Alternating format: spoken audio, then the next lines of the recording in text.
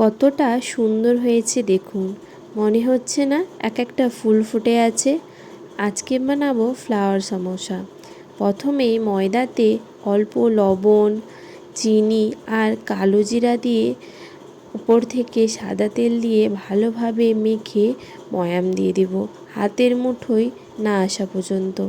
ঠিক এইভাবে এবার অল্প জল দিয়ে ডো তৈরি করে নেব।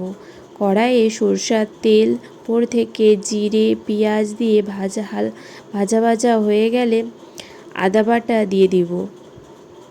তারপরে লবণ, হলুদ, লঙ্কা দিয়ে ভালোভাবে মশলাটা কষিয়ে নেব। উপর থেকে বয়েল করে রাখা আলু দিয়ে আরও ভালোভাবে কষিয়ে নামানোর সময় ভাজা জিরে দিয়ে দিব।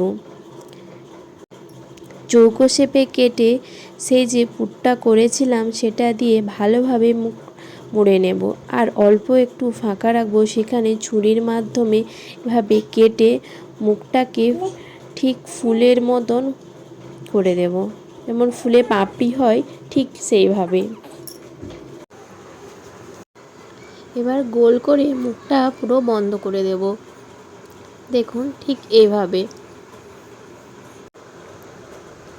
দেখুন মনে হচ্ছে না একটা ফুল? কত সুন্দর লাগছে।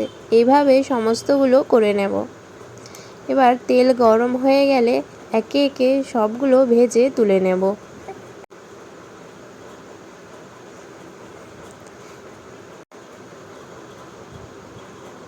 মনে হচ্ছে না এক একটা ফুল ভাজছি।